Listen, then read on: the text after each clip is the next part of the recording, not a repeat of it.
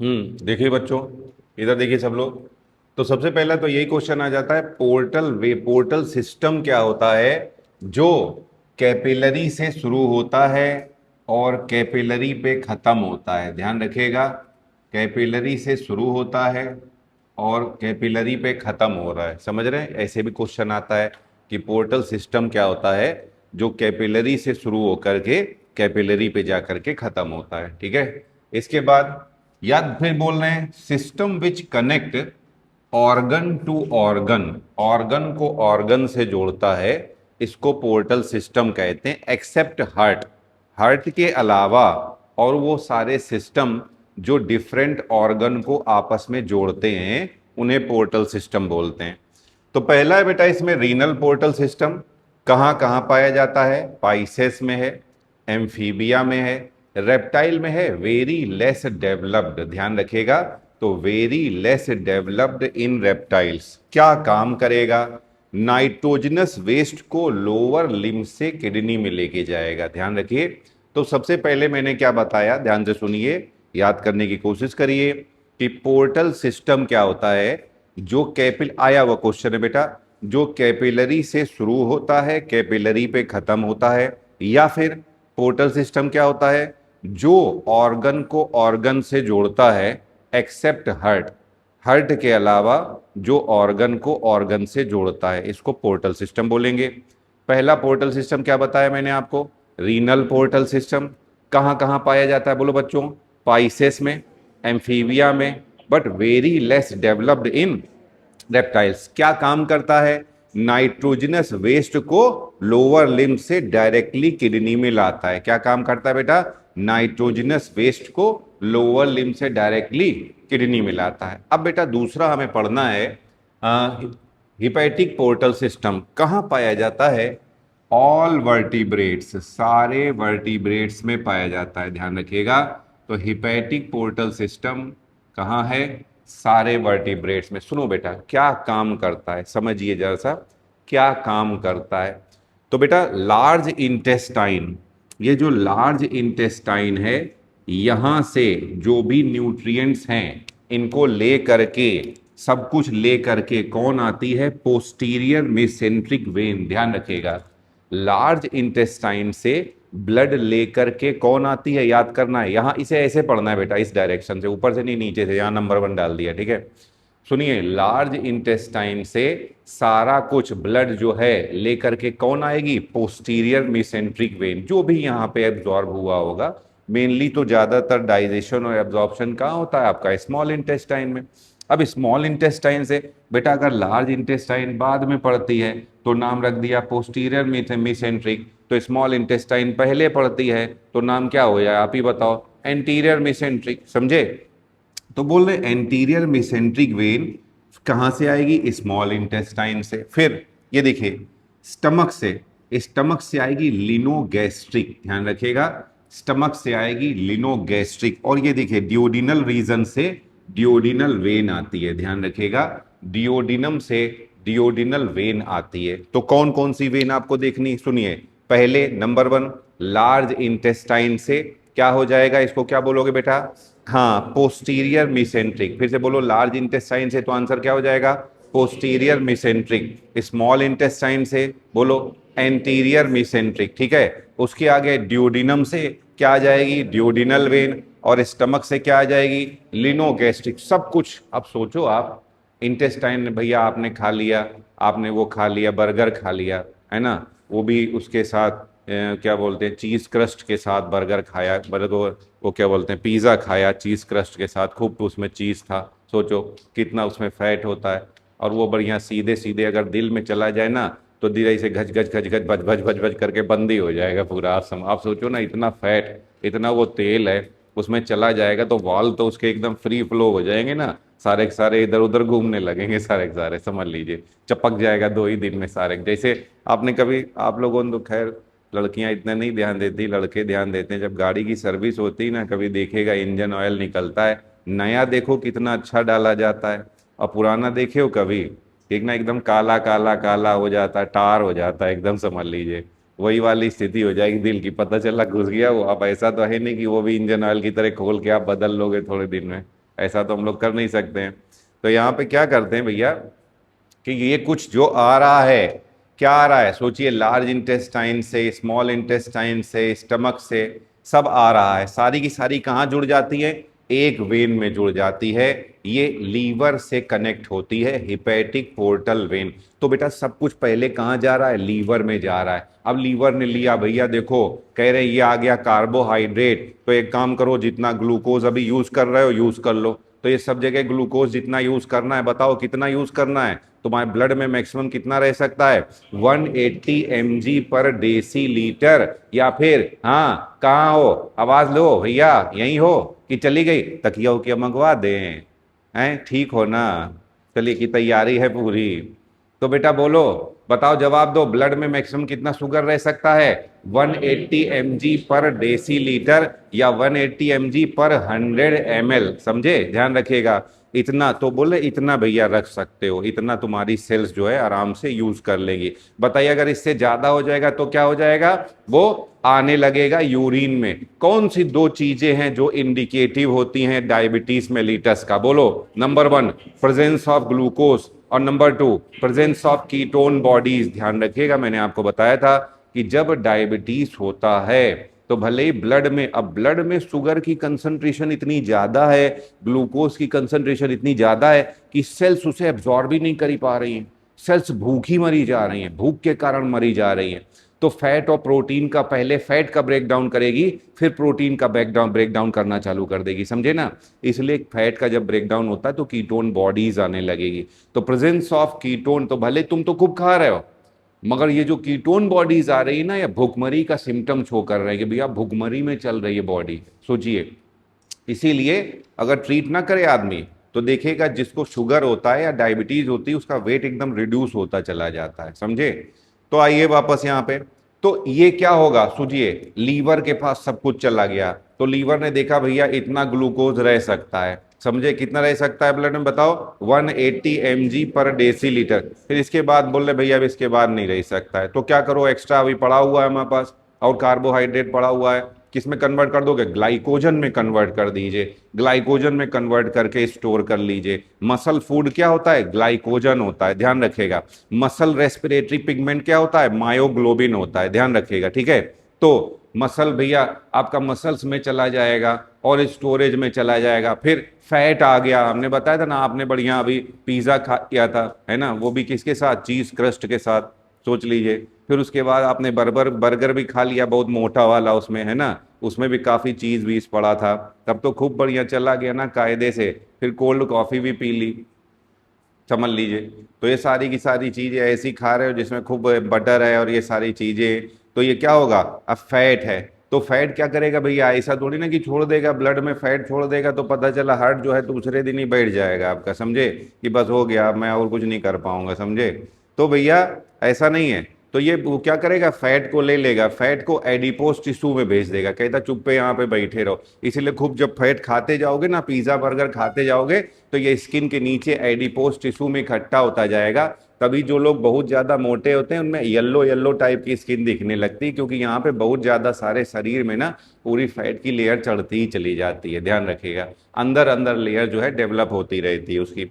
तो वो चलो भैया फैट में चला गया। फिर प्रोटीन थी, प्रोटीन थे, अमीनो एसिड थे, है ना, हमने सारे अमीनो एसिड ले लिए, तो वो चला जाएगा। प्रोटीन क्या होता है? Body building material. तो अमीनो एसिड को भेज देगा भैया मसल्स में, जहां मसल्स का ब्रेक डाउन हो रहा है उनको चलो ठीक करो जा करके। तो अब सब कुछ छान लिया इसने, जितना कुछ काम बेकार, मतलब काम की चीजें थी सब निकाल ली, जिसको जहां भेजना था वहां भेज दिया। अब शुद्ध साफ सुथरा जो ब्लड बचेगा उसको भेज दिया जाएगा। कहाँ भेज दिया जाएगा? हार्ट में भेज दिया जाएगा। मगर क्या ऐसे ही हार्ट में भेज देगा? बताओ। अच्छा, ऐसे ही हार्ट में भेज देगा? हैं? कैसे भेज देगा? फिर कैसे भेजेगा बताओ? देखो कल कहा था ना, ये हार्ट है, ये हार्ट है। हार्ट के ऊपर से कौन ब्लड लेकर के आती है और नीचे से कौन लेकर के आती है? तो ये भेजेगा कहाँ? लीवर कहाँ है? यहाँ। हार्ट के ऊपर की हार्ट, यहाँ तो नहीं लीवर किसी का, यहाँ तो लीवर नहीं किसी का है। तो फिर बताओ किस किस वेना केवा में ब्लड जाएगी? इंफीरियर वेना केवा में। समझे? तो यहां से निकलेगी हिपैटिक। ये ना सोचना सर ने डायरेक्ट दिल में भेज दिया तो ऐसे ही जाएगा, है ना। तो ऐसे नहीं जाएगा, वो तो बोल दिया है स्टाइल में, है ना, ऐसा नहीं कि ऐसे ही चला जाएगा। तो अब समझ में आया बेटा, बुद्धि में आया कुछ, सुनो ध्यान से, तो चलो जवाब दो। लार्ज इंटेस्टाइन से कौन आएगी, कौन लेकर के आएगी ब्लड, बोलो कौन लेकर के आएगी, पोस्टीरियर मिसेंट्रिक वेन। स्मॉल इंटेस्टाइन से कौन लेकर के आएगी सर, एंटीरियर मिसेंट्रिक वेन। डियोडिनम से कौन लेकर के आएगी, डियोडिनल। और पेट से कौन लेकर के आएगी, लिनोगैस्ट्रिक। का है भैया, पान खाए हो क्या तुम, ये बताओ, है तो फिर जवाब काहे नहीं देती, मुंह नहीं खोलूंगी मैं, पता चल जाएगा पान खाए हो। हाँ आइए यहाँ पे, तो जवाब दिया करिए, तब तो याद होगा, हमें कैसे पता चलेगा तुम्हें याद हो रहा है, कि पूरा पूछ ले बेटा, याद हो गया है। तो आइए देखिए यहाँ पे, तो ये लिनोगैस्ट्रिक, ठीक है। अब सारा का सारा कहां ले जाएगा, बोलो कहां ले जाएगा, हिपैटिक। अब देखो भैया, ये सारे ऑर्गन है ना, ऑर्गन को कनेक्ट कर रहा है, ये देखिए ये यहाँ पे जा रहा है, समझ रहे हो ना, तो ऑर्गन को ऑर्गन से कनेक्ट कर रहा है। तो हिपैटिक पोर्टल वेन सारा का सारा कहां जाएगा, हिपैटिक पोर्टल वेन से फिर कहां जाएगा, अरे बोलो कहां जाएगा, लीवर में जाएगा सर। और लीवर में बताया था ना, सब कुछ छान लेगा, समझ रहे हो ना, जितना ग्लूकोज है जरूरी उतना तो ब्लड को दे देगा, जो नहीं जरूरी अभी भी बच गया क्या बना देगा, ग्लाइकोजन बना देगा। फैट को क्या करेगा, जाओ भैया एडिपोज टिश्यू में चले जाओ। प्रोटीन्स को क्या है, अमीनो एसिड को, अमीनो एसिड को क्या करेगा, भेज देगा, चलो भैया मसल्स में चले जाओ। मगर बेटा बताया ना, एसेंशियल अमीनो एसिड जो कि फूड में पूरे मिलने चाहिए, वो अगर पूरे नहीं मिलेंगे तब तक आपके में शरीर में प्रोटीन नहीं सही से बन पाएगी, ये जान लीजिए। पूरा फुल चार्ट जो है अमीनो एसिड का कंप्लीट होना चाहिए, तो सिर्फ खाना खाने से नहीं होता है, वो जो एसेंशियल अमीनो एसिड आपको मिलने ना, वो पूरे कंप्लीट मिलने चाहिए सारे के सारे, वरना प्रोटीन नहीं बनेगी ठीक से। अब प्रोटीन नहीं बनेगी तो आपका मसल मास कम होता जाएगा, और मसल मास कम होगा ना तो शरीर कमजोर होगा और वजन भी ज्यादा बढ़ेगा, क्योंकि मसल्स अगर आपकी डेवलप है ना तो वो खुद ही एनर्जी मांगती हैं, खुद ही वो खाना खाती हैं। अब मसल्स नहीं डेवलप है तो मालूम कौन डेवलप होता है, बताइए, मसल्स नहीं डेवलप है तो कौन डेवलप होता है मालूम है, एडिपोज टिश्यू मसल्स को दबाता चला जाएगा, मसल्स पतली होती चली जाएगी, समझ लीजिए मसल्स आपकी पतली हो रही है, क्योंकि खाना खा रहे हो, ज्यादातर फैट पे ध्यान दे रहे हो, टेस्ट पे ध्यान दे रहे हो, अमीनो एसिड पूरे के पूरे जाने जरूरी होते हैं। अगर प्रॉपर मसल, अब सोचो मसल आपकी अगर गड़बड़ हो गई, मालूम क्या होगा, मसल्स हड्डियों को चलाती कौन है बताइए, मसल्स चिपकी हुई होती हैं जगह जगह पे, अब हड्डियां चल रही हैं, नरिशमेंट मिल रहा है, सोचिए, तो पहले मसल्स वीक होगी, फिर आपकी क्या होगा मालूम है, बोन्स वीक हो जाएंगी, तो मसल्स के बाद बोन्स वीक होती है, समझ रहे हो ना। चलिए देखिए यहां पर, सुनो ध्यान से, तो ये हो गया बेटा हिपैटिक पोर्टल सिस्टम। तो मैंने अभी आपको पहले दो पोर्टल सिस्टम, पहले तो बताओ बच्चों, जवाब दो, पोर्टल सिस्टम क्या होता है, बोलो, जो कैपिलरी से शुरू होता है और कैपिलरी पे खत्म होता है, समझे। दूसरा बेटा, और क्या बोलते हैं पोर्टल सिस्टम को, क्या बोलते हैं, जो ऑर्गन को ऑर्गन से जोड़ता है, ये भी पोर्टल सिस्टम है। अभी कितने बताए मैंने आपको, दो। नंबर 1 बोलो बेटा, रीनल पोर्टल सिस्टम। नंबर 2 बोलो, hepatic portal system. Renal portal system कहां कहां पाया जाता है, नंबर 1 बोलो बेटा, फाइसेस में, नंबर 2 एम्फीबियंस में, और आगे रेप्टाइल्स में वेरी लेस डेवलप्ड। क्या काम करता है, नाइट्रोजनस वेस्ट को लोअर लिम्ब से सीधे, लोअर लिम्ब से डायरेक्टली कहां लेकर के आता है, किडनी में। ये तो सर पहला हो गया। दूसरा बताइए, हिपैटिक पोर्टल सिस्टम कहां पाया जाता है, ऑल वर्टिब्रेट्स, सारे के सारे वर्टिब्रेट्स में पाया जाता है, ठीक है। क्या करता है, सुनो बेटा समझो जरा सा। सबसे पहले नंबर 1 बोलो, लार्ज इंटेस्टाइन से कौन लेकर के आएगी, पोस्टीरियर मिसेंट्रिक वेन। स्मॉल इंटेस्टाइन से कौन लेकर के आएगी, एंटीरियर मिसेंट्रिक वेन। और फिर डियोडिनम से क्या लेकर के आएगी, डियोडिनल वेन। फिर पेट से कौन आएगी, लिनोगैस्ट्रिक। सब जुड़ जाएंगी, लीवर को जाएंगी, इसीलिए नाम क्या हो जाएगा, हिपैटिक पोर्टल वेन। सब लीवर में चला गया, लीवर ने सब कुछ छान लिया, जगह पे जहां जिसको जहां जाना था वहां वहां उसको भेज दिया।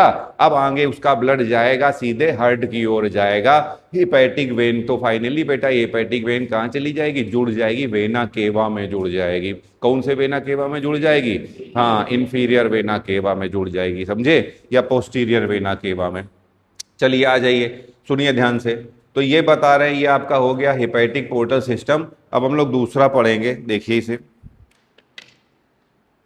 तो देखो बेटा ये थर्ड पोर्टल सिस्टम है हमारा, हाइपोथैल्मो या हाइपोथैल्मिक हाइपोफिजियल पोर्टल सिस्टम। बेटा देखो ये आपको मालूम है मास्टर ग्लैंड कौन सी होती है, तो आंसर क्या हो जाएगा, पिट्यूटरी ग्लैंड।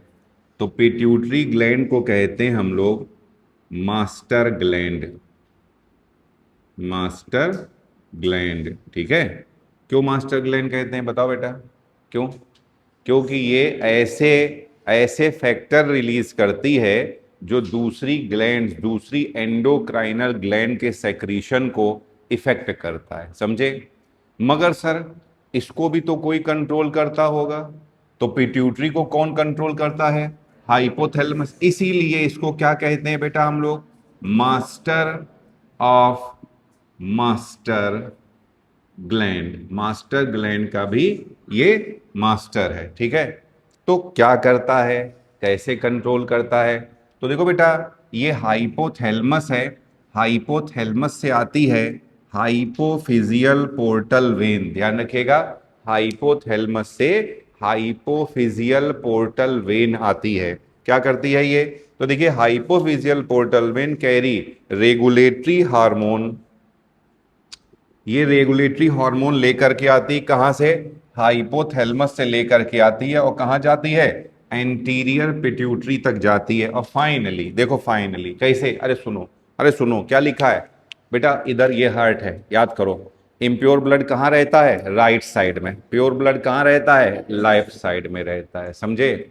तो ये सारा का सारा, अब सोचो ये हार्ट है, ये आपका ब्रेन है, यहीं कहीं हाइपोथैलेमस है, समझ रहे हो ना। अब बताइए हाइपोथैलेमस हार्ट के लेवल के ऊपर कि नीचे, तो ये जो राइट बोल रहा है सीधे थोड़ी ना राइट में खोलेगी जा करके, कहाँ खोलेगी जा करके, सुपीरियर वेना केवा में। इसलिए कंफ्यूज ना हो जाना, इसलिए मैं बार बार बताता रहता हूँ कि राइट साइड बोल रहा है तो सीधे ये जाएगी वेना केवा में जाएगी, समझ में आ रहा है, सुपीरियर वेना केवा में। तो चलिए आ जाइए तीसरा, हाइपोथैल्मो हाइपोफिजियल पोर्टल सिस्टम। तो बेटा यहाँ पे हाइपोथैलेमस से कौन सी वेन आएगी, हाइपोफिजियल पोर्टल वेन, क्या लाएगी बोलो बेटा, रेगुलेटरी हार्मोन लेकर के आएगी, कहां पे, हाइपोथैलेमस से कहां लेकर के आएगी, एंटीरियर पिट्यूटरी में, और फाइनली कहां खुलेगी जाके बोलो बेटा, कहां, राइट, आपके राइट साइड ऑफ हार्ट में चली जाएगी, ठीक है। तो चलिए आ जाइए, अब बोलो बेटा जवाब दो, टोटल कितने पोर्टल सिस्टम आपने पढ़ लिए, 3। नंबर 1 बोलो, रीनल पोर्टल सिस्टम कहां कहां पाया जाता बोलो बेटा, तो पाइसेस में पाया जाता है, और बोलो बेटा एम्फीबियंस में पाया जाता है। थर्ड बोलो, very less developed in reptiles, ठीक है। क्या करता है बोलो बेटा, लोअर लिम्ब से डायरेक्टली नाइट्रोजनस वेस्ट कहां लेकर के आता है, किडनी में लेकर के आता है। चलो खत्म हो गई ये बात। अब चलिए आ जाइए दूसरा, मैंने क्या पढ़ा है बताइए, हाँ हिपैटिक पोर्टल सिस्टम, जैसा कि नाम से ही पता चल रहा है। तो सबसे पहले बोलो बेटा कहां से शुरू होगा, लार्ज इंटेस्टाइन से, लार्ज इंटेस्टाइन से कौन लेकर के आएगी, पोस्टीरियर मिसेंट्रिक। उसके बाद सेकंड बोलो कौन सी है, स्मॉल इंटेस्टाइन, उससे कौन लेकर के आएगी, एंटीरियर मिसेंट्रिक। फिर ड्यूडिनम से कौन लेकर के आएगी बोलो बेटा, ड्यूडिनल वेन। फिर स्टमक से कौन लेकर के आएगी, लिनोगैस्ट्रिक वेन। सारी की सारी कहां ओपन होंगी जा करके, हेपेटिक पोर्टल वेन में ओपन होगी जा करके, ये बेटा लीवर में ले जाएगी सब कुछ, समझे। तो लीवर सबको अलग अलग कर लेगा, कहेगा भैया तुम इधर जाओ, तुम इधर जाओ, तुम उधर जाओ, तुम रुको। तो ऐसा कौन करता है बताइए, सड़क पे जो ऐसा करता है उसको क्या बोलते हैं, ट्रैफिक पुलिस। इसीलिए लीवर को क्या कहते हैं, traffic police of the body, समझे। जबकि सेल में बताइए ये काम कौन करता है, गोल्जी बॉडी। इसीलिए गोल्जी बॉडी को बोलते हैं traffic police of the cell, ध्यान रखिएगा, या फिर export house of the cell, तो भी आंसर क्या हो जाएगा, गोल्जी बॉडी हो जाएगा, समझे। आइए वापस यहां पे, तो ये हेपेटिक पोर्टल तो याद रखिए, लिख लीजिए, आपके बॉडी में बॉडी का जो ट्रैफिक पुलिस होता है तो आंसर क्या हो जाएगा, लीवर। मगर सेल का ट्रैफिक पुलिस होता है तो आंसर क्या हो जाएगा, Golgi body. Export house of the cell, तो भी आंसर क्या हो जाएगा, Golgi body. Power house of the cell, mitochondria हो जाएगा, समझे। आ जाइए वापस यहाँ पे, फिर यहां से कौन जाएगी, हिपैटिक वेन जाएगी, कहां ओपन होगी जाके, ये भी right side of the heart. यहां आ जाइए फिर, हाइपोथैल्मो हाइपोफिजियल पोर्टल सिस्टम कहां से आएगा, हाइपोथैलेमस से हाइपोफिजियल पोर्टल वेन जो है क्या लाएगी, रेगुलेटरी हार्मोन कहां लेकर के आएगी, बोलो बेटा कहां लेकर के आएगी, एंटीरियर पिट्यूटरी में लेकर के आएगी, समझे। और फाइनली कहां ओपन होगी जाकर के, right side of the heart में। ये तो देखिए पढ़ लिया हम लोगों ने, पोर्टल सिस्टम पढ़ लिए।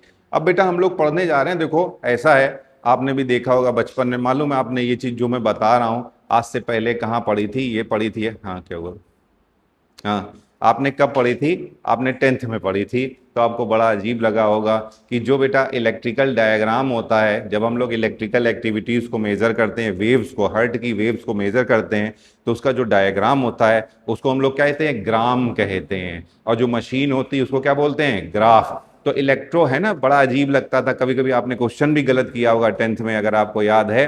10th वाले बच्चे ये गलत कर देते हैं कंफ्यूज होकर के, बाद में भी बताने के बाद भी कुछ लोग गलत कर देते हैं कि इसमें बेटा जब इलेक्ट्रिकल एक्टिविटी या हर्ट वेव्स को हम लोग मेजर करते हैं तो इसमें जो ग्राफ मिलता है उसको ग्राम कहते हैं, जो मशीन होती है उसको क्या बोलते हैं हम लोग। अब बेटा कैसे किया जाता है इसी के बारे में बता रहे हैं। जर्नल एक स्टैंडर्ड जो एनसीईआरटी में दिया गया, होते तो कई तरीके के और बढ़िया डिटेल भी होते हैं। तो एक आपके यहाँ पे इस रिस्ट में लगाया जाएगा इलेक्ट्रोड, एक यहाँ पे इलेक्ट्रोड लगाया जाएगा और एक लेफ्ट एंकल में लगा दिया जाता है, तो ये ट्रायंगल बनेगा पूरा, समझे। देखो सुनो, सुन लो ध्यान से। तो यहाँ पे अभी हम लोग यही पढ़ने जा रहे हैं। चलिए ये तो नोट कर लिया होगा आप लोगों ने, नोट कर लिया, चलिए इसको मिटा देते हैं हम। तो देखिए अभी मैंने आपको बताया, बेटा सुन लो ध्यान से, सभी लोग देखो इधर, अरे देखो नहीं क्वेश्चन गलत हो जाएगा, बताए देना। देखो बच्चा इसे नहीं देख रहा था तो उसे बोलो देखो इधर, नहीं क्वेश्चन गलत हो जाएगा, सब लोग देखने लगेंगे नहीं सही में गलत हो जाएगा, यही चीज में परेशान घूमोगे अभी। हाँ तो हम लोग बात कर रहे हैं सर, इलेक्ट्रोकार्डियोग्राम क्या होता है। बेटा वो ग्राफ जो हार्ट की एक्टिविटीज को बताता है, वेव्स को बताता है।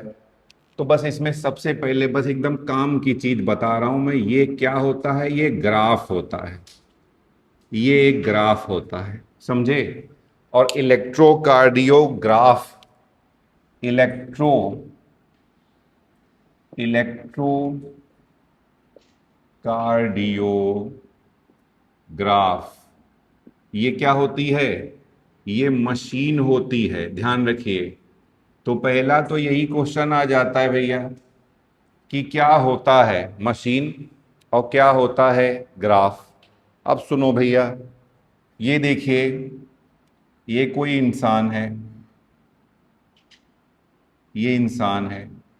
वैसे तो देखना मैं बहुत डायग्राम बना लेता हूं, पता नहीं है इंसान इंसान के डायग्राम सही नहीं बनते मुझसे। ये इसका हाथ है, ये एक हाथ है, समझे। कहाँ कहाँ ये पैर है, समझ लो ये ऐसे है ना, तो ये राइट, तो ये लेफ्ट हुआ ना, ये लेफ्ट है, ये राइट है, ठीक है।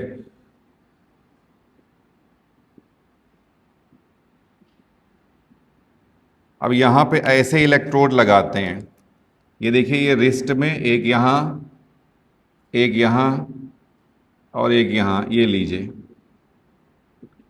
तो ये इलेक्ट्रोड लगाते हैं हम लोग, पहले तो यहाँ इलेक्ट्रोड लगते हैं,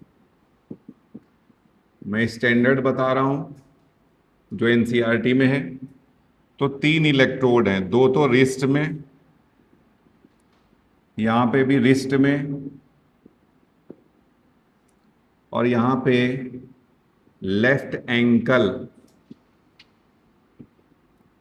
लेफ्ट एंकल में, तो ये ट्रायंगल बनता है। अब इसकी बेटा वेव्स कैसी आती हैं, क्या बताती है, सुनो ध्यान से, इधर देखो, सब लोग देखो, समझो क्या क्या वेव्स बनेगी। तो सबसे पहले सोचो, सबसे पहले कहाँ से स्टार्ट होता है, हार्ट के इम्पल्स कहाँ से, बेटा देखो आपको मैंने बताया है, क्या बताया है, देखिए सुनिए ध्यान से, ये हार्ट है,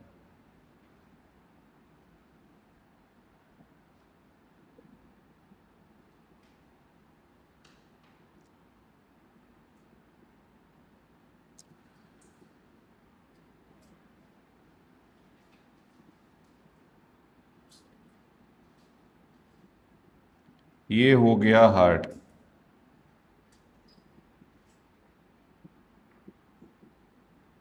ठीक है, ये देखिए बताया था मैंने आपको। सर ये क्या है, याद करो, बताओ ये क्या है, क्या है ये? ऐसे नोड, ऐसे नोड। तो बताइए इम्पल्स का कंडक्शन कहाँ से स्टार्ट होता है? ऐसे नोड। भाई दिल आपका धड़क रहा है ना, 72 बार, 72 टाइम्स। तो इसका भी इम्पल्स कैसा जा रहा होगा? लगभग 72 टाइम्स, 72 टाइम्स के हिसाब से इम्पल्स दे रहा है। फिर ऐसे नोड के बाद बताया था यहाँ पे क्या पाया जाता है, बोलो बेटा? AV node. यहाँ पाया जाता है एवी नोड। इसके बाद ये क्या निकलता है, बोलो बेटा? बंडल ऑफ हिज, या इसी को एवी बंडल भी बोल सकते हैं।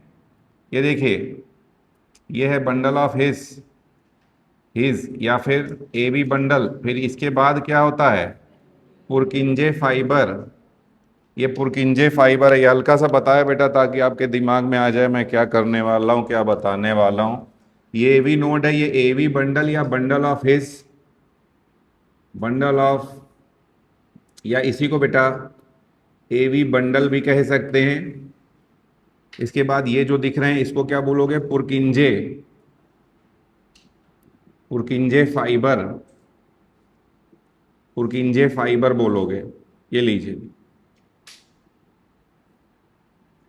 ठीक है। तो सबसे पहले बेटा देखो, इम्पल्स का कंडक्शन का इम्पल्स कहाँ से स्टार्ट होगा? ऐसे नोड से, ऐसे नोड से स्टार्ट होता है। तो बेटा खूब सोडियम, सोडियम जो है एट्रिया में, एट्रिया की वॉल में आ जाएगा, सोडियम का इन्फ्लक्स हो जाएगा अंदर। तो इसको बोलते हैं डीपोलराइजेशन। क्या बोलते हैं? डीपोलराइजेशन पहले होता है, उसके बाद एट्रिया का सिस्टोल चालू होता है। ध्यान रखिएगा, पहले डीपोलराइजेशन होता है, फिर सिस्टोल चालू होता है। तो जब डीपोलराइजेशन होगा तो सबसे पहले ये बनेगी पी वेव। कौन सी बनेगी? P wave. ध्यान रखिएगा, तो ये क्या रिप्रेजेंट करती है? एट्रियल डीपोलराइजेशन पहले होता है, ध्यान से सुनिए, पहले होता है एट्रियल डीपोलराइजेशन, फिर उसके बाद एट्रियल सिस्टोल चालू होता है। अब एट्रियल सिस्टोल के बाद सर क्या चालू होगा? वेंट्रिकुलर सिस्टोल चालू होगा, मगर पहले वो नहीं होता है, पहले उसका भी डीपोलराइजेशन होगा। तो जब उसका डीपोलराइजेशन होता है तो ये देखिए, ये एक बड़ी सी वेव बनती है। ये लीजिए, इसको हम लोग कह देते हैं, क्या कहते हैं? Q R S. तो इसको बोल देते हैं हम लोग Q R S complex, Q R S complex. तो यहां क्या बताया मैंने? यहां पे क्या बताया? P wave. ये क्या रिप्रेजेंट करती है? ये atrial, atrial depolarisation. Atrial depolarisation होगा पहले, फिर उसके बाद क्या होगा? Atrial, atrial systole, P wave. ध्यान रखिएगा, पी वेव है ये। अब इसके बाद सुनिए, ये क्या रिप्रेजेंट करता है? Ventricular, ventricular depolarisation, ventricular depolarisation show करता है, समझे? अब इसके बाद क्या होगा बेटा? बताया था उसके बाद फिर वेंट्रिकुलर, वेंट्रिकुलर सिस्टोल होगा, वेंट्रिकुलर सिस्टोल होगा। फिर अब बेटा इसके बाद होता है वेंट्रिकुलर डायस्टोल, और एट्रियल डायस्टोल भी होता है। मगर यहां पे ये आती है टी वेव, ये होती है टी वेव, समझे? ये टी वेव क्या रिप्रेजेंट करती है? ये बताती है रीपोलराइजेशन। तो ventricular, ventricular repolarisation, ventricular repolarisation, समझे? तो सर फिर एट्रियल रीपोलराइजेशन भी होता होगा, उसकी भी वेव बनती है, बट वो बहुत छोटी होती है। तो यही डोमिनेटिंग होती है और यही ग्राफ में आ जाती है। समझ में आया क्या क्या हुआ? देखो समझो जरा सा, सुनो समझ लो, इसीलिए इस ग्राफ को समझ लो, बड़ा आसान सा है। पहली वेव क्या होती है? P wave. क्या बताती है? तो एट्रियल डीपोलराइजेशन, डीपोलराइजेशन बेटा ये मैं नर्वस सिस्टम में और डिटेल में आपको बताऊंगा। तो डीपोलराइजेशन में सोडियम अंदर आ जाता है, वॉल के अंदर इनफ्लक्स हो जाता है सोडियम का, समझे? अब जब डीपोलराइजेशन हो जाएगा उसके बाद एट्रियल सिस्टोल चालू होगा। फिर नेक्स्ट वेव क्या होती है? QRS कॉम्प्लेक्स, काफी बड़ी होती है ना, इसलिए इसको नाम दे दिया जाता है QRS कॉम्प्लेक्स। क्या रिप्रेजेंट करती है? ये रिप्रेजेंट करती है वेंट्रिकुलर, वेंट्रिकुलर सिस्टोल रिप्रेजेंट करती है। पहले तो क्या होगा? पहले हो जाएगा डीपोलराइजेशन, और डीपोलराइजेशन के बाद क्या होगा? सिस्टोल होगा। फिर बेटा होता है रिपोलराइजेशन। तो एट्रिया का भी रिपोलराइजेशन होता है, वेंट्रिकल का भी रिपोलराइजेशन होता है, बट ये जो टी वेव है वो वेंट्रिकुलर रिपोलराइजेशन को रिप्रेजेंट करती है। आपकी जो एट्रियल रिपोलराइजेशन की वो छोटी वेव होती है, इसमें दिखाई नहीं दे रही, लेस डोमिनेटिंग होती है, यही दिखाई देती है। एक तो ये हो गया कि कौन सी वेव क्या रिप्रेजेंट करती है, पहला क्वेश्चन। एक क्या क्या इससे क्वेश्चन बनेंगे बताता हुआ चल रहा हूं। पहला कि जर्नली एनसीईआरटी में जो दिया है उसी की बात कर रहे हैं। फिर पहले तो देखो, जो मशीन होती है उसको क्या कहते हैं बोलो बेटा? उसको हम लोग ग्राफ कहते हैं, और जो ग्राफ होता है उसको क्या कहते हैं? ग्राम कहते हैं, ठीक है। कितने इलेक्ट्रोड लगते हैं? 2 रिस्ट में और एक लेफ्ट एंकल में, तो पूरा ट्रायंगल बन गया, ठीक है। अब वेव यहां पे टोटल कितनी मिल रही है आपको? 3। पहला क्या है आपका? P wave. पी वेव बोलो बेटा क्या रिप्रेजेंट करती है? Atrial depolarisation. उसके बाद क्या चालू होगा? एट्रियल सिस्टोल चालू होगा। दूसरी वेव क्या होती है? QRS कॉम्प्लेक्स वेव होती है। ये क्या बताती है बोलो बेटा? Ventricular depolarisation. उसके बाद क्या चालू होगा? वेंट्रिकुलर सिस्टोल चालू होगा। फिर बेटा क्योंकि डीपोलराइजेशन हुआ तो रिपोलराइजेशन भी होगा, तो रिपोलराइजेशन दोनों का होगा, एट्रिया का भी होगा, वेंट्रिकल का भी होगा, समझे। मगर दिखाई किसके देता है आपका? वेंट्रिकल का, क्योंकि इसकी वेव डोमिनेटिंग होती है। और यहां पे कौन सी वेव मिलेगी आपको? टी वेव मिलेगी, ठीक। तो एक तो ये बात होती है। अब बेटा सोचो, ये है ऐसे नोड, अभी बताया, ये है ऐसे नोड, समझे। ये क्या करता है भैया? तो ये स्टार्ट करता है, इंपल्स कंडक्शन को स्टार्ट करता है, समझे। ये इंपल्स इसके थ्रू डेवलप होता है लगभग 72 टाइम्स का पर सेकेंड में, समझ में आया। ये इंपल्स प्रोवाइड कर रहा है। अगर सुनो, यही तो होता है, इसने इंपल्स दिया, एट्रिया का डीपोलराइजेशन चालू हुआ, पी वेव बनी। ऐसे नोड ने इंपल्स दिया, एट्रिया का डीपोलराइजेशन चालू हुआ, पी वेव बनी।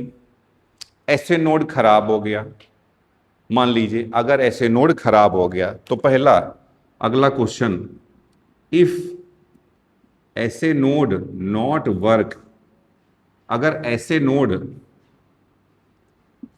नोड काम नहीं करता है तो ग्राफ में कौन सी वेव नहीं दिखाई देगी? तो ग्राफ में पी वेव नहीं, क्योंकि बताया ना बेटा, इसने वेव भेजी, इसने डिपोलराइजेशन किया एट्रिया में, एट्रिया का डिपोलराइजेशन चालू होगा और एट्रिया का सिस्टोल चालू होगा, पी वेव बनेगी। तो पी वेव ग्राफ में नहीं दिखाई देगी। तो क्वेश्चन पूछा जाएगा कौन सी वेव एब्सेंट होगी? तो पी वेव एब्सेंट होगी, समझे। उसके बाद दूसरा अगला क्वेश्चन, अगर सर एवी नोड काम ना करे, एवी नोड फेल हो जाए, ध्यान से देखो बेटा, अगर एवी नोड फेल हो जाए, एवी देखो बताया था ना बेटा, आपने लिखा हुआ ये सब थोड़ा थोड़ा इंपल्स जनरेट करते हैं। अभी बताओ, ऐसे नोड बताया मैंने, ऐसे नोड किस रेट से इंपल्स जनरेट कर रहा है? लगभग 72 टाइम्स के हिसाब से पल्स जनरेट कर रहा है, इंपल्स जनरेट कर रहा है। जबकि अब एवी नोड तो बेकार हो गया, तो काम कौन करेगा? एवी बंडल, जो जितना कर पाएंगे बेचारे उतना करेंगे काम। ये कितना जनरेट करते थे? एवी बंडल कितना जनरेट करते थे? 15 से लेके 25 तक समझ लो लगभग। तो ये बताओ, ऑलमोस्ट ये इसका 3 गुना है, इसको लगभग 75 मानो तो ये इसका 3 गुना है। तो ये जब 3 गुना काम करेगा तब ये 1 गुना काम करेगा, समझिए। जब ये 3 टाइम्स वेव देगा तो इसका रिजल्ट क्या आ रहा होगा? 1 टाइम्स। ये भी करा रहा होगा, काम करा रहा है, ऐसा नहीं कि अभी मर गया पूरी तरीके से बंद ही हो गया, काम तो करा रहा है ना, एडजस्टमेंट हो रहा है।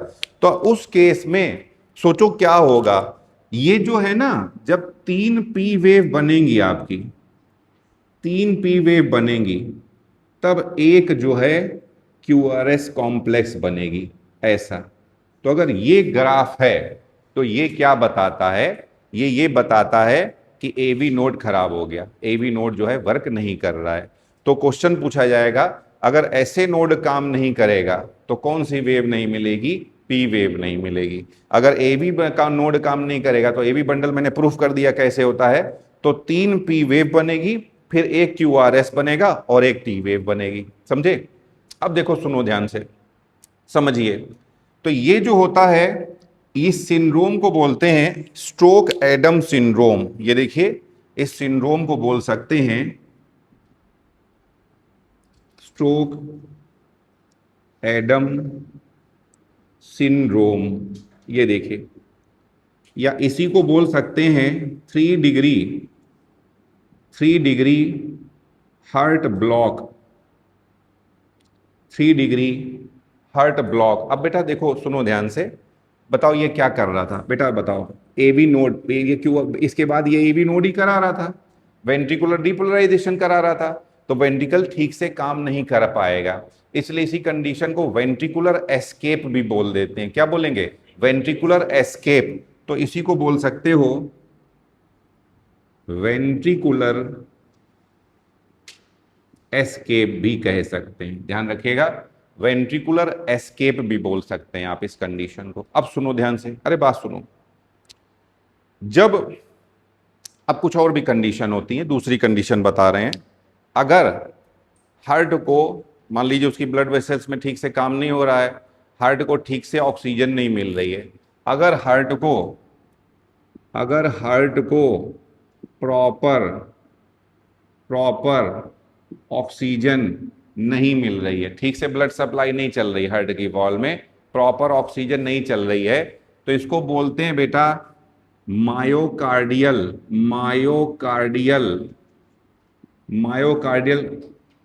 स्कीमिया, समझे? यहां पे क्या होगा, सुनिए ध्यान से। अब क्या होगा, ये जो है ना, ये तो पहली तो P वेव ऐसी होगी, फिर ये QRS, और ये देखिए ये आगे की वेव ऐसी हो जाती है।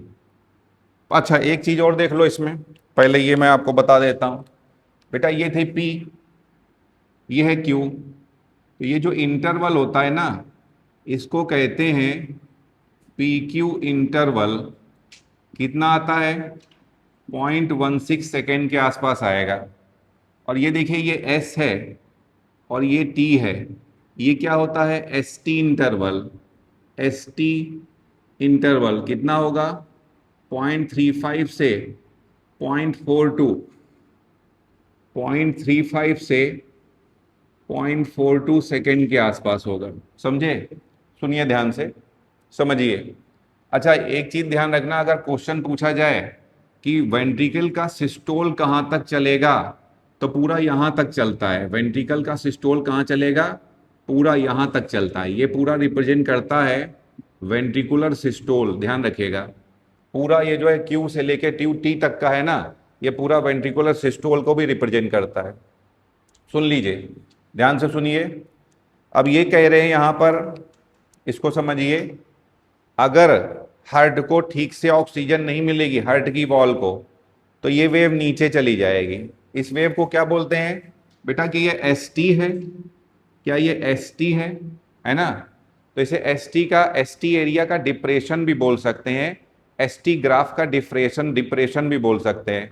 तो अगर ST ग्राफ में डिप्रेशन होता है तो वो क्या रिप्रेजेंट करता है? ये मायोकार्डियल इस इस्कीमिया को रिप्रेजेंट करता है।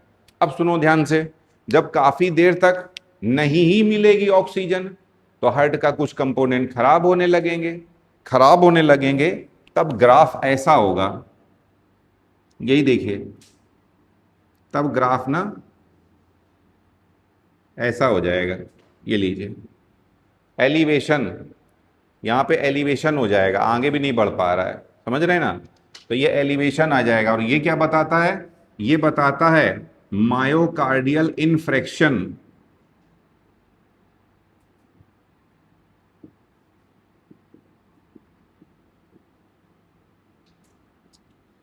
ये बताएगा मायोकार्डियल इन्फेक्शन। तो अगर ऐसा कुछ आ जाए तो भी आप बता सकते हैं, समझे। तो देख लीजिए मैंने क्या क्या बताया बेटा, एक मिनट देख लो। सबसे पहले मैंने आपको बताया कि जो इसमें मशीन होती है, ज़्यादातर तो यही क्वेश्चन पूछा जाता है कि जो बेटा मशीन होती है उसको क्या कहते हैं, इलेक्ट्रोकार्डियोग्राफ कहते हैं। और जो ग्राफ होता है उसको क्या कहते हैं, उसको ग्राम कहते हैं।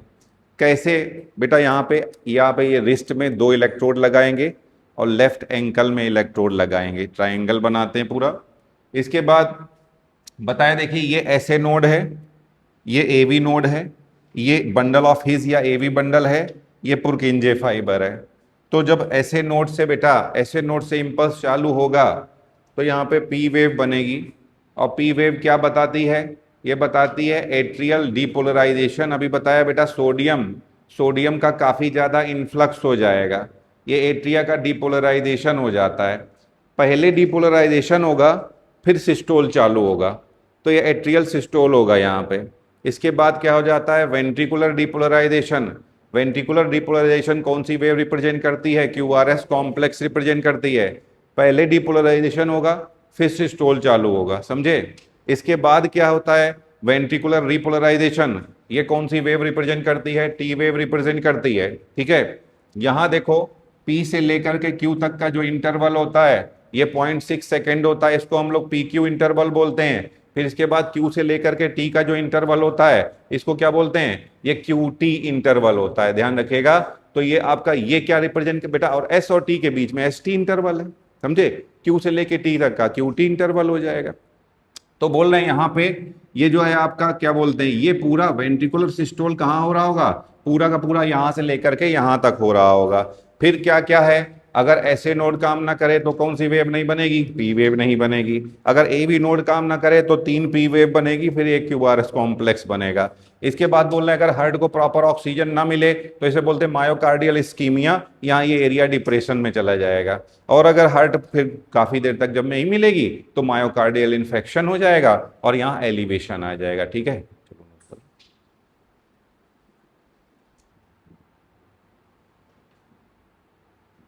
बेटा देखिए यहां पर, इसको थोड़ा करेक्ट कर लेंगे, ये क्यूटी इंटरवल है, ये क्यू से लेकर के टी तक इंटरवल है, ध्यान रखिएगा। ये वैल्यू आती है 0.35 से 0.42 सेकेंड के आसपास, ठीक है। चलो नोट करो। तो देखो बेटा, इधर देखिए सब लोग बोले लिम्फेटिक सिस्टम। देखिए लिम्फ क्या होता है, सुनिए मत लिखिए, समझिए जरा सा। लिम्फ क्या होता है, पहले तो है ही क्या, लिम्फ है क्या सर। आप तो ब्लड जानते हैं, ब्लड कैसा होता है, एक तो ऑक्सीजनेटेड ब्लड और दूसरा डीऑक्सीजनेटेड ब्लड। ये लिम्फ कहाँ से आया, पहला तो यही क्वेश्चन है भैया, आया कहाँ से ये लिम्फ, कहाँ से आ गया है, कैसे बन गया लिम्फ, बताइए। तो चलो इसको पहले समझते हैं कि लिम्फ बन कैसे गया, है क्या लिम्फ, है ही क्या ये बताइए, फिर जाता कहाँ है। पहला तो ये प्रश्न है क्या लिम्फ और कहाँ जाता है ये, क्यों बनता है भैया, ये क्यों पढ़ रहे हैं हम लोग लिम्फ। तो पहले तो सोचो ये कोई ब्लड कैपिलरी है, ये कोई ब्लड कैपिलरी है।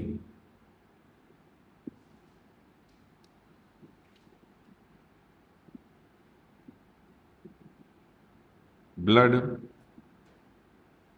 कैपिलरी, ठीक है। और ये लिम्फ कैपिलरी है, ये लिम्फ, लिम्फ कैपिलरी है। पहला क्वेश्चन, कैसे अरेंजमेंट होता है ब्लड कैपिलरी का और लिम्फ कैपिलरी का। तो अगर ये ब्लड कैपिलरी आप ऐसे ले रहे हैं, कह रहे हैं आप कि इस डायरेक्शन में इसमें ब्लड चल रहा है, तो जो लिम्फ कैपिलरी है ना, इसमें इस डायरेक्शन में लिम्फ चलेगा, तो ये एंटी पैरेलल होती है। तो ब्लड कैपिलरी और लिम्फ कैपिलरी, तो लिम्फ कैपिलरी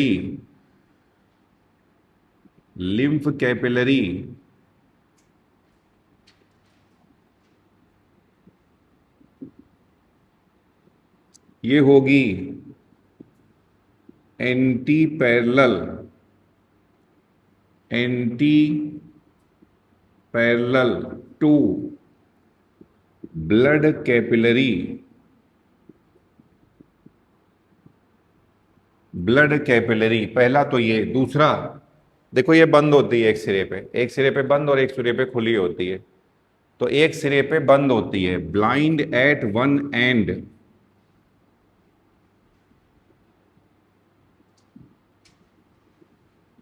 एक एंड पे बंद होती है, क्लोज्ड होती है, क्लोज भी लिख सकते हैं, क्लोज्ड एट वन एंड। अब लिम्फ सर कैसे बनता है क्या लिम्फ, बताइए। सब बता दे रहे लिम्फ कैपिलरी, शुरू में आपने कहा था लिम्फ क्या होता है, कैसे बनता है, यही बता दो लिम्फ क्या है। तो सुनो बेटा, इधर देखो, सब लोग देखो, ये ब्लड कैपिलरी है। ब्लड कैपिलरी में बेटा बताया था, जो एकदम पतली पतली ब्लड कैपिलरी है, कल आपको बताया था, ये आर्टरी है, ये वेन है, ये कैपिलरी है। कैपिलरी में बस एक ही लेयर पाई जाती है, ट्यूनिका इंटाइमा या ट्यूनिका इंटरना या एंडोथेलियम पाई जाती है, परमिएबल होती है। इसमें छेद होते हैं छोटे छोटे, इन छोटे छोटे छेद को फेनेस्ट्रा कहते हैं। क्या कहते हैं? फेनेस्ट्रा कहते हैं। लो भैया, इसमें तो छेद है और आप कह रहे हो ब्लड बह रहा है, ब्लड फ्लो कर रहा है। बताइए, किसी नली में, किसी ट्यूब में अगर छेद होंगे तब तो सारा का सारा लिक्विड बाहर निकल जाएगा, फिर उसमें फ्लो कैसे करेगा? हैं? सारा का सारा लिक्विड जो है, पूरा ब्लड का जो है, बाहर निकल जाना चाहिए। तो बेटा देखो ऐसा होता है, बात सही है। ये जो ब्लड है ना, ब्लड जब इसमें फ्लो करता है तो ये कैपिलरी की वॉल पर प्रेशर क्रिएट करता है। ब्लड जब फ्लो करता है तो कैपिलरी की वॉल पर प्रेशर क्रिएट करता है। इस प्रेशर को हाइड्रोस्टेटिक प्रेशर कहते हैं। क्या बोलते हैं? Hydrostatic pressure. तो पहला यहां बात आ गई है, हाइड्रोस्टेटिक प्रेशर कौन क्रिएट करता है, कहां पर क्रिएट करता है? ब्लड क्रिएट करता है, ब्लड कैपिलरी की वॉल पर क्रिएट करता है। तो कौन क्रिएट करता है? ब्लड क्रिएट करता है। किस पर क्रिएट करता है? On the wall of blood capillary. समझे? कहां पे क्रिएट करेगा? ब्लड कैपिलरी की वॉल पे क्रिएट करेगा। ठीक है, इसको कहते हैं हाइड्रोस्टेटिक प्रेशर। तो सर इसके हिसाब से आप क्या बोल रहे हो? सारा का सारा ब्लड का जो लिक्विड पार्ट है ये तो बाहर आ जाना चाहिए, फिर तो आप चलोगे तो एकदम स्पंज हो जाओगे, पचर पचर पचर पचर करते हुए चलोगे। सोचो आप, आपकी पूरी बॉडी एकदम लिक्विड ऐसे बाहर निकल आए, ये सब भरा हुआ दिखेगा ना एकदम ऐसे ऐसे, जैसे गीला स्पंज उठा लिया हो, ऐसा ऐसे ऐसे खिचर पिचर करते हुए चले आओगे, शूज पहन ही नहीं पाओगे, है ना, अमीबा की तरीके से हो जाओगे, घसीट घसीट के लिफ्ट की ये पकड़ पकड़ के रेलिंग आओगे, धीरे धीरे खिसकते खिसकते। मगर ऐसे तो नहीं होता है सर, एकदम ऐसा नहीं होता है। ऐसा होता है क्या भैया? हैं? हम लोग को तो ऐसा नहीं महसूस होता है। तो भैया ऐसा है, इसके अगेंस्ट में भी कुछ काम करता है, जो इसको अंदर बनाए रखने में हेल्प करता है। तो अगेंस्ट में कौन काम करता है? बेटा यहाँ पे प्रोटीन पाई जाती हैं, वो इसके अपोजिट प्रेशर लगाती हैं। ऐसे प्रोटीन पाई जाती हैं, इसके अपोजिट प्रेशर लगाती हैं। ये जो अपोजिट प्रेशर लगता है इसको बोलते हैं BCOP। BCOP फुल फॉर्म क्या है? Blood colloidal, blood colloidal osmotic pressure. ये लीजिए, कौन किसके ऊपर, किस डायरेक्शन में कौन लगाता है? तो पहला तो वही है, कौन लगाता है? तो ब्लड की प्रोटीन्स। सर कौन सी? सबसे ज्यादा मेनली है albumin protein, mainly albumin protein. कहाँ बनती हैं ये ब्लड की प्रोटीन? ज्यादातर लीवर में सिंथेसिस होती हैं, समझे? तो कौन सी प्रोटीन लगाएगी? ब्लड की प्रोटीन, मेनली एल्बुमिन प्रोटीन। कहाँ लगाएगी? Opposite direction, opposite to the hydrostatic pressure. तो कहाँ लगाएगी? Opposite, opposite to the hydrostatic pressure. सुनो, अरे सुन लो ध्यान से। तो एक प्रेशर है जो कि बैलेंस करके रखता है। हाइड्रोस्टेटिक प्रेशर चाहता है कि सारा लिक्विड पार्ट बाहर निकल जाए और ये colloidal BCOP, blood colloidal osmotic pressure, ये क्या चाहता है कि सब अंदर बना रहे, बाहर ना निकल जाए।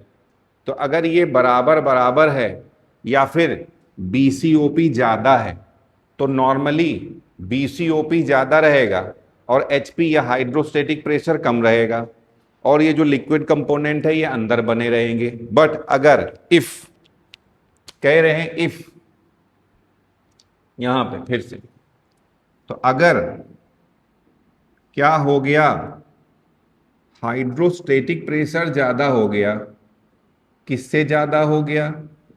बीसीओपी से ज्यादा हो गया। ये देखिए, अगर हाइड्रोस्टेटिक प्रेशर ज्यादा हो गया बीसीओपी से, तब यहां से ये देखिए इसका जो लिक्विड कंपोनेंट है वो बाहर आ जाएगा। सॉल्ट्स, सॉल्ट्स बाहर आ जाएंगे या आयंस बाहर आ जाएंगे, गैसेस बाहर आएंगी और डब्ल्यूबीसीज कैसे? By amoeboid movement. डब्ल्यूबीसी आएंगी बाई अमीबॉइड। डब्ल्यूबीसी ये जो अमीबॉइड मूवमेंट के थ्रू बाहर आती हैं इसको बोलते हैं डायापिडेसिस।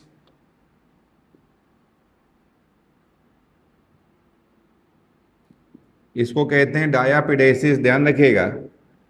तो डब्ल्यूबीसीज बाहर आ जाएंगी, इसको बोलते हैं डायाबिटेसिस, समझे? और क्या क्या है देखिए, तो प्लाज्मा, प्लाज्मा बाहर आ जाएगा, ब्लड प्लाज्मा बाहर आ जाएगा। और कौन आ गई? डब्ल्यूबीसी। मेनली कौन कौन सी डब्ल्यूबीसी पाई जाती हैं? लिम्फोसाइट्स, मोनोसाइट्स, ये सारी आ गई, समझे? तो लिम्फ क्या होता है? ये हो गया पूरा लिम्फ, ये हो गया लिम्फ। कहां आ गया बोलो बेटा? कहां आ गया? ब्लड कैपिलरी के बाहर। और ब्लड कैपिलरी के बाहर की एरिया को बोलेंगे इंटरस्टिशियल स्पेस। क्या बोलेंगे? Interstitial space. तो ये आ गया सर इंटरस्टिशियल स्पेस में आ गया, ये देखिए इंटरस्टिशियल स्पेस में आ गया, ठीक है। अब एक बात बताओ, आप ही सोचो, अरे सुन लो क्या लिख रही हो, बेकार है। क्या लेके आए थे? क्या लेके? नीट में कुछ लेके तो नहीं जाओगे ना, समझो, तो लेके नहीं जा सकते ना, तो वही क्या लेके आए थे और क्या लेके जाओगे। आइए वापस। तो ये कह रहे हैं बेटा सुनो, लिम्फ क्या है बताया हमने भैया, कैसे जनरेट होता है। तो नॉर्मली कहानी क्या है सुन लो, बोल रहे हैं भैया जो ये ब्लड है, ब्लड कैपिलरी की वॉल पे एक प्रेशर क्रिएट करता है। बोलो बच्चों इस प्रेशर को क्या कहते हैं? Hydrostatic pressure. कौन क्रिएट करता है? ब्लड। और किस पे क्रिएट करता है? ब्लड कैपिलरी की वॉल पे। उसके कोई अपोज भी करता? हाँ, कौन अपोज करता है बोलो बेटा? BCOP, हिंदी में बोले तो ब्लड कोलॉइडल ऑस्मोटिक प्रेशर, ठीक है। बोलो बेटा क्या करता है? अपोजिट। नॉर्मली कौन ज्यादा होता है? BCOP, है ना। तो जैसे कि नॉर्मली हम लोग नॉर्मल रहते हैं, मन को समझाते रहते हैं कि पढ़ना है, कोचिंग जाना है, सुबह उठना है, मगर कभी कभी हमारा मन BCOP less than hydrostatic pressure, तो हम लोग क्या करते हैं? गोला मार देते हैं सर क्लास में, फिर डिफरेंट बातें बनाते हैं। मैं बता रहा हूँ ऐसा कभी कभी तो होता होगा, नहीं भाई, जीवन में कभी तो होता ही है। देखो ये एक फैक्ट है, देखिए ये सच है। जिस तरह से लिम्फ सच है ना, वैसे ही हम लोग का गोला मारना भी सच है। क्लास में होता है ना कभी कभी हम लोग के अंदर दो हो जाते हैं, एक कहता है बेटा कोचिंग चले जाओ, दूसरा सो लो, थोड़ी देर सो लो, चले जाएंगे। रोज तो जाते हैं, लगता है आज बीमार हैं हम, सर दर्द हो रहा है, शरीर दर्द हो रहा है, पेट दर्द हो रहा है, सब दर्द पेट एक साथ हो जाएंगे देखना उतनी देर में। मगर और ना जाओ तो उसके बाद फिर वही बना रहता है ना दिमाग में, बेटा भले ही कोई कुछ भी बोले मगर अंदर से तो बना ही रहता है कि आज फालतू में ही क्लास का गोला हो गया, उतनी तगड़ी नींद तो हम सो नहीं पाए जैसी सोनी चाहिए, क्योंकि मन तुम्हारा डिस्टर्ब हो गया ना। वो बोलता है अंदर से, हमने कहा है ना आपसे कि हम लोग के अंदर दो लोग होते हैं, एक सही वाला एक गलत वाला। सही वाला चुप नहीं बैठता है, वो भले ही धीमे बोले मगर बोलता जरूर रहता है, और इतना वही सताता है ना। अरे एक मन दे देते, या तो बुरा या तो भला, एक बोलता ना कम से कम कि सो जाओ बेटा मत पढ़ो, यहां देखो एक बोलेगा सो जाओ, एक बोलेगा पढ़ लो। है कि नहीं भाई? गलत बात। हम लोग तो यार ना घर के ना घाट के, इसी दशा हो जाती है, क्या बताए। तो चलो आओ बच्चों, देखो वही वाली कहानी खींचातानी चल रही है, देख रहे हो, खींचातानी चल रही है जीवन में, समझिए। तो कह रहे नॉर्मली कौन ज्यादा होता है? BCOP ज्यादा होता है। कौन कम होता है? हाइड्रोस। मगर अगर अगर हाइड्रोस्टेटिक प्रेशर ज्यादा हो जाए तो भैया प्लाज्मा बाहर आ जाएगा, सॉल्ट्स आयंस बाहर आ जाएंगे, गैसेस बाहर आ जाएंगी। WBC अमीबॉइड मूवमेंट के थ्रू, बेटा आया हुआ क्वेश्चन है, WBC जब अमीबॉइड मूवमेंट करती हैं तो इसको क्या बोलते हैं? डायापेडाइस। चलो ये सब जो होता है इसी को हम लोग लिम्फ कहते हैं। तो कह ले लिम्फ क्या होता है? ब्लड में से अब प्रोटीन देखो, मैंने इतनी देर में कहा था प्रोटीन बड़े बड़े साइज की होती हैं, बड़े बड़े हैं बेटा, ये बाहर नहीं आ पाएंगी इस छेद से, समझे। तो plasma, plasma blood minus plasma protein और कार्पसल्स, मगर कुछ WBC रहेंगी, समझे। तो दूसरा कर लीजिए, प्लाज्मा प्लस WBC, और WBC में मेनली कौन सी होती है आपकी? Lymphocytes and monocyte, minus plasma protein plus RBC and platelets, ये सब जो है, ठीक है। बताया क्या? लिम्फ कैपिलरी ब्लड कैपिलरी के एंटी पैरेलल होता है, एक सिरे पे बंद होती है। तो सोचो, आप ही सोचो ना बेटा, ये क्या होगा अगर ये लिम्फ इकट्ठा होता रहे, कोई यहां से उठाए ना, लिम्फ को हटाए ना। तो देखना आप कभी भी जमीन पे देखो, कुछ लोग, आप तो शायद मुझे लगता है कुछ लोग जमीन पे ठीक से बैठ ही नहीं पाते होगे पैर मोड़ करके, और जो लोग बैठ जाते हो पैर मोड़ करके, आप देखिएगा अगर बहुत देर तक बैठे रहें फिर आप खड़े हो तो ऐसा लगता है आपका पैर शून्य हो गया है, पैर सो गया है, महसूस होता पैर मोटा हो गया है। ऐसा नहीं लगता है कि मेरा पैर जमीन में नहीं पड़ रहा है, जमीन से थोड़ा ऊपर आ रहा है मेरा पैर? ऐसा हुआ कभी आपके साथ? तो अगर आप जमीन पे या आप कुर्सी पे भी ना बेटा बहुत ज्यादा देर तक बैठे रहें तो भी आपके पैरों में हल्की सी सूजन आ जाती है, मालूम आपको? क्योंकि यहाँ पे ये ब्लड वेसल्स जो है दबती है, ये एरिया पूरा दबा ही रहता है। बहुत ज्यादा देर मैं बोल रहा हूँ, 6-7 घंटे लगातार कोई बैठा रहे, समझ लीजिए, बहुत कम देर के लिए उठे तो फिर इस एरिया में क्या होगा? पैरों में आपके लिम्फ कलेक्ट होने लगता है, और वो जो लिम्फ है वहां पे भरने लगेगा तो उस एरिया में हल्की सी स्वेलिंग होती है, हल्की सी सूजन आ जाती है पंजों में आपके, समझे। अगर आप बहुत देर तक लटकाए पैर को ऐसे नीचे चेयर में लटकाए बैठे रहते हैं तो यही होगा।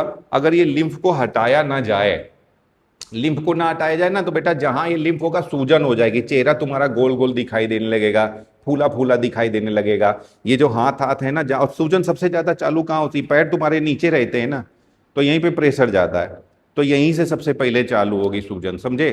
तो इसलिए ऐसा नहीं है, ये स्वेलिंग या पफीनेस नॉर्मली हम लोगों में नहीं आती है, क्योंकि भगवान ने इसको हटाने के लिए ये जो कूड़ा करकट डाल दिया है ना। जैसे हम लोग गए बढ़िया रैपर खाया, कुछ वो खाए, चिप्स आते हैं ना, ले चिप्स खाए और रैपर फेंक दिया, बिस्किट का पैकेट फेंक दिया, तो उसको सफाई करने वाले आते हैं, सफाई कर्मचारी आते हैं, इनको स्वीपर्स बोलते हैं। क्या बोलते हैं? स्वीपर।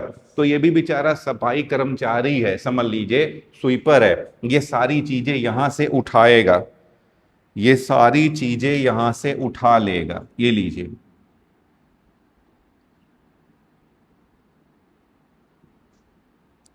ये सारी चीजें उठा लेगा। लो सर, उठा लेके जाएगा कहां पे? बताइए। अच्छा, उठा तो लिया, पहले तो ये समझ में आया, सब कूड़ा करकट जो उठा ले तो उसी को तो बोलते हैं सफाई कर्मचारी। तभी देखिए लिखा है, इसको क्या बोलते हैं? स्वीपर ऑफ द बॉडी, और इसको क्या कहते हैं? Middle man of the body. Sir sweeper तो समझ में आया, मिडिल मैन भी आप बोल रहे हो, मिडिल मैन से क्या मतलब है? सुनो, कहां लिम्फ कहां जाता है बताओ। अच्छा क्वेश्चन है, बताओ बेटा। आयुषी, लिम्फ कहां जाएगा? हैं? वो आयुषी से पूछ रहा हूं पीछे, तुम इसी एंगल में क्या समझती हो? आयुषी, तुम अनन्या हो ना? वो आयुषी, आरयूसी। हाँ बताओ बेटा। वेन्स में जाएगा भैया। ये जो छोटी छोटी कैपिलरी है ना, ये बड़ी लिम्फ वेसल में खुलेंगी और फाइनली ये समझ लो नालियां हैं। जैसे मोहल्ले में छोटी छोटी नालियां जुड़ती है ना, नाले में जुड़ती हैं जा करके, तो वो नाले क्या हैं? वेन्स हैं तुम्हारी, समझे? तो ये सारा का सारा गंदगी कूड़ा करकट ये सब लेकर के उड़ेलेगा जाके कहाँ पे? वेन्स में ही उड़ेलेगा जा करके। तो देखो ये किसके किसके बीच में काम कर रहा है। देखो किसने गंदगी फैलाई? आर्टरी में गंदगी फैलाई, और कहां पे लेके जा रहा है बेचारा? वेन्स में। तो दोनों के बीच में काम कर रहा है ना, इसीलिए तो इसको क्या बोलते हैं? Middle man of the body. कहानी समझ में आई? मैं बहुत देर से समझा रहा हूं, ठीक है, सुनिए ध्यान से। तो बेटा लिम्फेटिक, अभी इसमें से पहली बात बताइए लिम्फ, अभी और भी मुझे बतानी है। तो बोल रहे हैं जो लिम्फ है, लिम्फ जो होता है कैसे बनता है, लिम्फेटिक सिस्टम क्या होता है? लिम्फेटिक सिस्टम को कहते हैं हम लोग middle man of the body भी बोलते हैं, ध्यान रखिएगा। और दूसरा इसी को क्या बोलते हैं? स्वीपर, सफाई कर्मचारी, स्वीपर भी बोलते हैं, ठीक है। अब सुनो ध्यान से, समझो जरा सा। तो बोल रहे हैं लिम्फ को क्या बोलते हैं? इंटरस्टिशियल फ्लूइड या टिश्यू फ्लूइड होता है। बताया लिम्फ कैपिलरी ब्लड कैपिलरी के एंटी पैरेलल रन करती है, एक सिरे पे बंद होती है, एक सिरे पे खुली हुई होती है। क्या होता है बेटा? जो ब्लड फ्लो करता है वो ब्लड कैपिलरी की वॉल पे प्रेशर क्रिएट करता है, इसको हाइड्रोस्टेटिक प्रेशर कहते हैं। बदले में जो आपका ब्लड है, ब्लड के अंदर कौन पाई जाती है? उसके अंदर प्रोटीन्स पाई जाती है, ये एक प्रेशर क्रिएट करती हैं। अपोजिट देखिए, ये ब्लड का है, ब्लड ऐसे क्रिएट कर रहा है और ये इसके अपोजिट प्रेशर क्रिएट कर रहा है, इसे बोलते हैं BCOP, blood colloidal osmotic pressure. और इसमें मेनली सबसे ज्यादा कौन सी प्रोटीन काम करती है? एल्बुमिन प्रोटीन काम करती है। और ज्यादातर ये ब्लड की प्रोटीन कहाँ सिंथेसाइज होती हैं? लीवर में सिंथेसाइज होती हैं, समझे? तो ध्यान रखिएगा। तो जब वैसे नॉर्मली तो BCOP ज्यादा होता है और हाइड्रोस्टेटिक प्रेशर कम होता है, बट अगर अगर क्या हो जाए, हाइड्रोस्टेटिक प्रेशर ज्यादा हो जाए, BCOP कम हो जाए, तो ये सारे कुछ लिक्विड कंपोनेंट, सॉल्ट हैं, गैसेस हैं, प्लाज्मा है, बाहर आ जाएगा इंटरस्टिशियल स्पेस में। WBC बाहर आ जाएगी बाय द अमीबॉइडल मूवमेंट। तो इसी WBC के थ्रू, WBC का जो अमीबॉइडल मूवमेंट होता है इसी को हम लोग डायापिडेसिस बोलते हैं। और ये सब मिलकर के क्या बना देगा? तो लिम्फ, लिम्फ इक्वल टू हो जाएगा blood minus plasma protein and corpuscles, या plasma plus WBC minus plasma protein plus RBC plus platelet. WBC में क्या क्या होता है? लिम्फोसाइट्स एंड मोनोसाइट्स होती हैं, समझे? अब इस सब को उठा कौन लेगा? लिम्फ कैपिलरी उठा लेगी, समझे? चलिए इसके आगे हम लोग पढ़ेंगे, अभी इसे नोट करिए। देखो बेटा सभी लोग देखिए, तो लिम्फ क्या होता है बेटा? अभी बता दिया था मैंने लिम्फ कैसे बनता है। लिम्फ आपका कलरलेस होगा, लिम्फ में ना लेस कोगुलेशन की टेंडेंसी होगी ब्लड के रेस्पेक्ट में। अभी बताया था बेटा ये जो लिम्फ कैपिलरी होती है, एक मिनट देखिए, लिम्फ कैपिलरी ब्लड कैपिलरी के एंटी पैरेलल होती है, एक सिरे पे बंद होती है, बताया था बेटा। ये देखिए इस तरीके से होती है, टेढ़ी मेढ़ी, इरेगुलर है, एक सिरे पे बंद होती है। तो ये एंटी पैरेलल रन करती है, इसमें जो फ्लो होता है ब्लड के अपोजिट होता है, इरेगुलर है, थिन वॉल्ड है, एक सिरे पे बंद है, और इसमें वॉल्व पाए जाते हैं। लिम्फ कैपिलरी है, कहाँ ओपन होंगी? लार्ज लिम्फ वेसल में ओपन होगी, इनको लेक्टियल्स कहते हैं।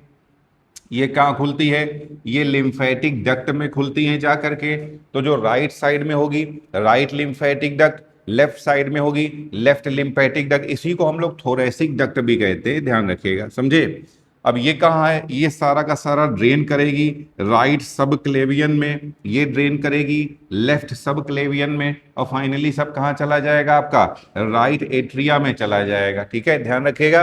तो सबसे पहले बोलो बच्चों, सबसे पहले कौन आ जाएगी? Lymph capillary. Lymph capillary open होगी, कहाँ ओपन होगी बोलो बेटा? लार्ज लिम्फ वेसल में। और ये जो lymph vessel, large lymph vessel का नाम क्या होता है बेटा? लेक्टियल, एग्जाम्पल है लेक्टियल्स। और ये लिम्फ कहाँ लेकर के जाएगी बोलो बेटा? लिम्फेटिक डक्ट में। हाँ लिम्फेटिक डक्ट में। तो दो होती हैं, नंबर 1 बोलो राइट लिम्फेटिक डक्ट, और नंबर 2 बोलो लेफ्ट लिम्फेटिक डक्ट, ठीक है। राइट लिम्फेटिक डक्ट कहाँ खूबे ओपन होगी, राइट सब क्लेवियन में। लेफ्ट कहाँ बेटा, इसी को थोरेसिक डक्ट भी बोलते हैं, कहाँ में तो ओपन होगी, लेफ्ट सब क्लेवियन में। सब कहाँ ओपन होगी, राइट एट्रिया में। आ जाइए लिम्फॉइड ऑर्गन, तो एक होता है आपका प्राइमरी लिम्फॉइड ऑर्गन और एक होता है secondary lymphoid organ. Primary lymphoid organ में बेटा काम क्या होता है, इनमें लिम्फोसाइट का फॉर्मेशन भी होता है, मैचुरेशन भी होता है, ध्यान रखिएगा। इसमें पहला क्या होता है, bone marrow. Bone marrow cell में क्या होगा, B lymphocyte, T lymphocyte, B cells और टी सेल्स दोनों बनेगी। मगर मेच्योर कौन सी होगी बेटा, मेच्योर केवल बी लिम्फोसाइट होगी। जबकि थाइमस में कौन मेच्योर होगी जा करके, कभी थाइमस अपना लेबल लगा देता है, समझे ना, इसके ऊपर टी लिख देता है, समझ में आया।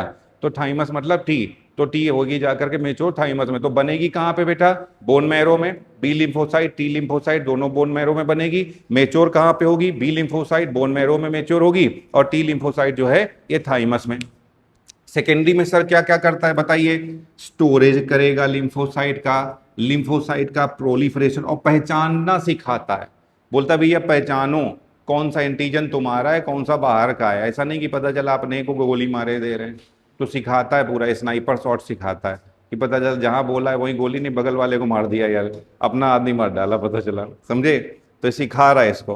तो ये लिम्फ नोड, लिम्फ नोड कैसे काम करते हैं, इम्यून फिल्टर की तरीके से काम करते हैं। कहाँ होंगे, present along lymph vessels. Example क्या क्या है, टॉन्सिल, स्प्लीन एंड अपेंडिक्स। जैसे दूसरा क्या है इसमें, माल्ट। माल्ट क्या होता है, म्यूकोसा एसोसिएटेड लिम्फॉइड टिश्यू, ठीक है। चलिए आज इतना ही रखेंगे।